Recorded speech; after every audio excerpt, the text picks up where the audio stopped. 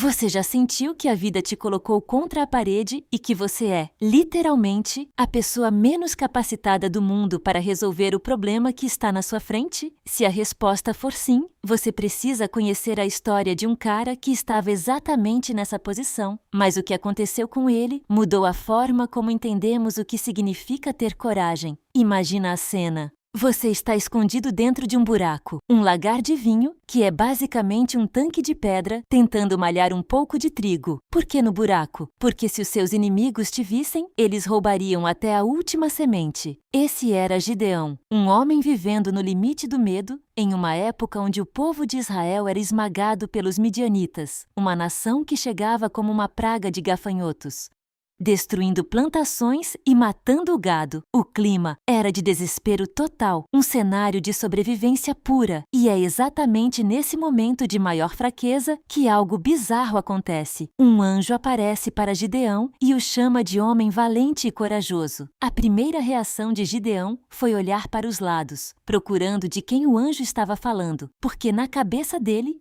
ele era o menor da família mais pobre da tribo menos importante. Gideão questiona Deus, pergunta onde estão os milagres que os antigos contavam e diz que eles foram abandonados. Mas a resposta que ele recebe é um tapa de realidade. Vai nessa tua força e livra Israel. A partir daí, começa uma transformação que desafia qualquer lógica militar ou psicológica. Gideão, ainda inseguro, pede sinais. Ele coloca uma porção de lã no chão e pede que o orvalho caia só na lã e deixe o chão seco. Deus faz. No dia seguinte, ele pede o contrário, chão molhado e lã seca. Deus faz de novo. Mas o verdadeiro teste não foi o sinal sobrenatural, foi o que veio depois. Gideão consegue reunir um exército de 32 mil homens para lutar contra os midianitas, que eram mais de 135 mil. A conta já não batia. A desvantagem era óbvia, mas aí vem a reviravolta que ninguém esperava. Deus olha para os 32 mil e diz: tem gente demais.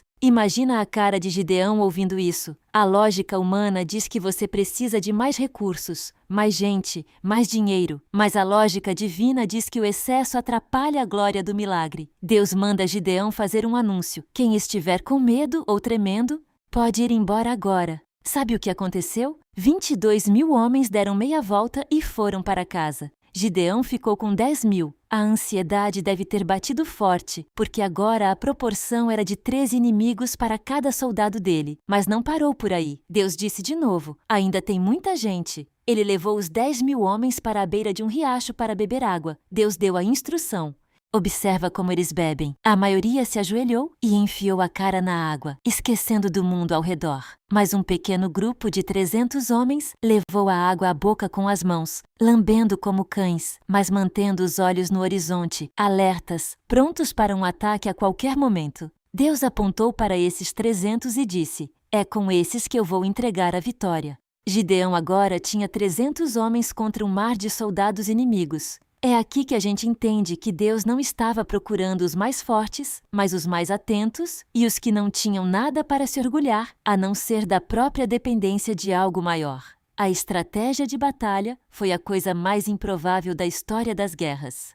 Gideão não deu espadas ou escudos para os seus homens. Ele deu um jarro de barro, uma tocha acesa dentro do jarro e uma buzina, uma trombeta de chifre de carneiro. No meio da noite, eles cercaram o acampamento inimigo em silêncio absoluto. Ao sinal de Gideão, o plano foi executado. Eles quebraram os jarros, fazendo um barulho ensurdecedor de barro estraçalhado. Levantaram as tochas, iluminando a escuridão, e tocaram as trombetas gritando: pela espada do Senhor e de Gideão. O efeito psicológico foi devastador. Os midianitas acordaram no susto, no meio da escuridão, vendo luzes por todos os lados e ouvindo um barulho que parecia de um exército gigantesco. No caos total, eles começaram a lutar uns contra os outros e fugiram em pânico. A vitória foi absoluta, sem que os 300 precisassem sequer desembainhar uma espada no primeiro momento. Essa história não é sobre estratégia militar, é sobre o poder de ser improvável. Muitas vezes, a gente reclama que tem poucos recursos, que não tem contatos, que não tem o apoio que precisava ou que é a pessoa menos qualificada da sala. Mas no fim das contas, O que Gideão nos ensina é que o que parece ser a sua maior limitação é, na verdade, o cenário perfeito para algo extraordinário acontecer.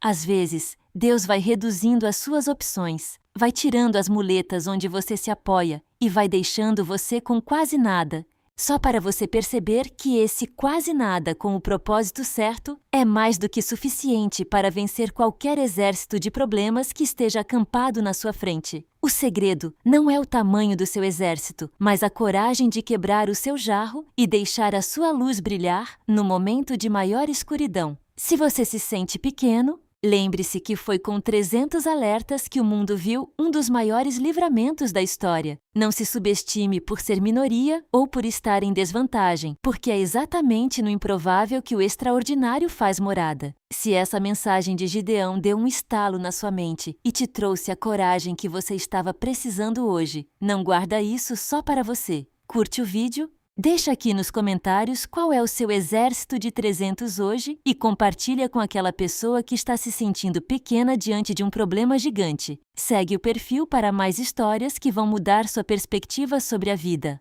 Até a próxima!